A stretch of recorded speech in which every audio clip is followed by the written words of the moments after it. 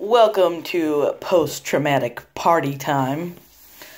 I was gonna do a couple of movie reviews, and I filmed it like 3 times and ended up losing the video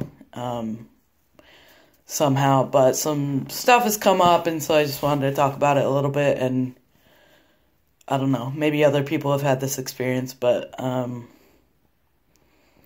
I don't know. I feel like I'm, let's see. I feel like my life is a comedy of errors. As you can see right now, I'm in a sling, mostly just to rest my shoulder. 6 years ago, I was playing rugby, and I had the ball, and we were playing BYU, and there was this beast of a girl in front of me, and I thought, okay, if I'm gonna get tackled, I'm gonna hit her as hard as I can. So I dropped my shoulder, and I just slammed into her as hard as I could, and I heard a pop. So, you know, I did what any athlete does. I iced it, I took ibuprofen, but it just kept hurting, and I kept going back to my trainer, and she just kept saying, oh, it's a sprain of the joint, like, you're fine, it'll be okay. But this kept going on for months, and as I tried to work out, I wasn't able to lift my arm as high as I wanted to, and lift as much weight as I wanted to, so I just kept going back to the trainer and telling her it was still sore, and she said, oh, well, it might be sore for a while, it'll be okay. So I thought, okay, and went on with my life. But a couple months later, I was talking to one of my teammates, and she had injured the same joint on the same day. And so I asked her how she was doing, and she said, oh, it's fine, it doesn't hurt anymore. So fast forward to a year later, I finally had health insurance. Woo! So I went to the doctor. They had me do some physical therapy. I did an MRI and found that I had a bone spur and I had some inflammation. And so we did surgery, and they sawed off the bone spur and cleared up the inflammation. And he told me that once they got in, it was a lot worse than they had expected. And he said that when I had gotten tackled, that I had bled into my muscle, into my bone. And so I had the surgery and went home and took the pain pills and did all that, but for some reason I still wasn't able to sleep. There was just this, the best way I can describe it is it was like restless leg in my whole arm. And it was just kind of this dull pain, this dull electricity that every time I tried to go to sleep at night, it was there. And no matter what position I laid in or put my arm in, it wasn't comfortable. So this started about a 10-month bout of insomnia. And in the meantime, I was working in Missouri, and my arm just kept getting worse, and I didn't have health insurance anymore. And I ended up hurting it again while working. But luckily, it was considered a workman's comp case, so I had to get surgery again, and it was all covered, luckily, because I was still paying off my first surgery. So, kept going down the road, and things weren't getting better, and I couldn't sleep, and, that made my depression and anxiety and everything else so much worse. And I was living at home trying to help my mom, because she'd had knee surgery, where they had to take out her artificial knee because they found staph infection. So I was trying to help her and being broken at the same time.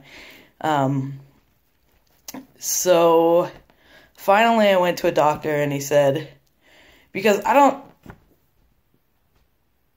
know if you, it's hard to explain, but I started writing a lot of poetry because, lack of sleep lowers your inhibitions, and so I just had these great ideas at 3 o'clock in the morning, and so I would write a bunch of poetry, and in my lower inhibited state, is that a word? I would just think of all these ways that I could cut my arm off. I could have a bear do it. I could use a chainsaw.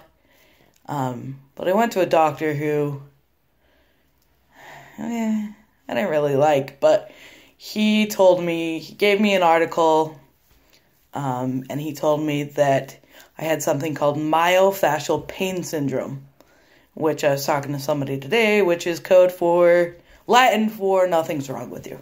No, it's actually when the same part of your body is injured so many times that the nerves misfire. And he said, we don't have to get it amputated, even though I wanted to. But he said you need to build up the muscles. And so, luckily, again, with workman's comp, I went to a really good physical therapy, and they would massage it and do ultrasound to break up the tissue and all that stuff. And finally, after a couple months, I could sleep without pain medication, anything else. I could just sleep, and it was glorious and wonderful. And fast forward to 2014, I came to school, and things were going well, and then again I wasn't able to sleep because of anxiety and other things, and so I started school, and I was in school about a month until I was admitted into the behavioral hospital